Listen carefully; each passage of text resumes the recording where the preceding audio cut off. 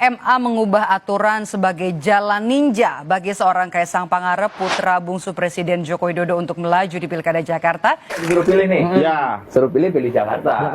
Pilih Jakarta. Mau maju berarti atau sekalian gubernur, pilgub kan bentar lagi. Bentar lagi pilgub.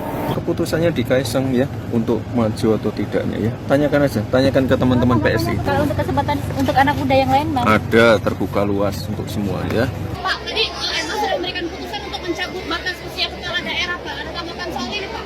Itu tanyakan ke Mahkamah Agung atau tanyakan ke yang gugat. Saya ngeri melihat Indonesia masa depan ini ya. Kalau tidak dari sekarang disadari, satu, setiap ada kontestasi politik lalu hukum diubah disesuaikan dengan kebutuhan politik. Itu kalau terjadi setiap pemilu hancur kita ini kan. Hukum diubah sesuai dengan kebutuhan politik. Kemudian antara penjahat dan pejabat berkolusi. Yang satu membiayai, satu mengoperasikan politik. Wah, itu masa depan bahaya itu. Akan timbul saling pengkhianatan di antara mereka. Dan itu membahayakan negara. Sementara yang mengawal hukum, cara kita berhukum ini, sekarang kita tidak jelas ini hukum kita ke depan mau diapakan. Seperti sekarang itu misalnya Mahkamah Konstitusi sudah tidak dipercaya orang sudah. Bahwa orang ikut ya karena aturnya begitu. Tapi orang sudah tidak berharap lagi. Nah, siapa yang mau memperbaiki ini ke depan? Saya bayangkan ngeri. Besok setiap ada pemilu jabatan-jabatan politik ditambah karena banyak yang dukung dijanjiin jabatan semua. Dan itu bahaya. Pak Harto aja dulu enggak pernah begitu kan. Nah, itu menurut saya harus ada yang ngawal dengan ketat agar negara ini tidak hancur. Dan kalau begitu terus kan ya kapan kuatnya negara? Memperbanyak jabatan ya atau mengubah aturan hukum setiap mau ini gitu, atau hukum yang seharusnya diperbaiki dibiarkan karena ini ada kepentingan politik gitu. Sehingga perubahan-perubahan hukum itu hanya tergantung pada selera politik. Ini sangat berbahaya bagi masa depan bangsa.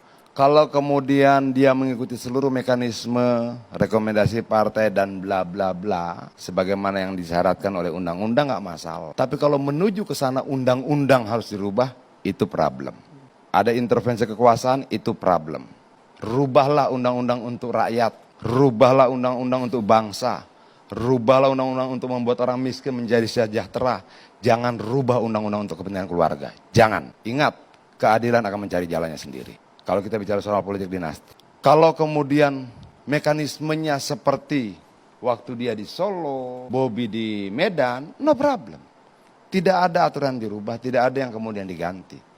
Nggak ada. Dan ini akan menjadi catatan sejarah yang akan dikenang dari generasi ke generasi bahwa pernah terjadi.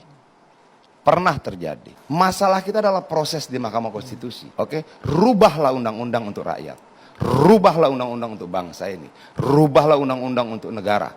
Rubahlah untuk undang-undang untuk kebaikan bersama. Tidak untuk satu orang anaknya. Kita melihat ada proses yang tidak fair di sini. Dan pegang satu hal. Keadilan akan mencari jalannya sendiri. Sekali lagi saya katakan, keadilan akan mencari jalannya sendiri.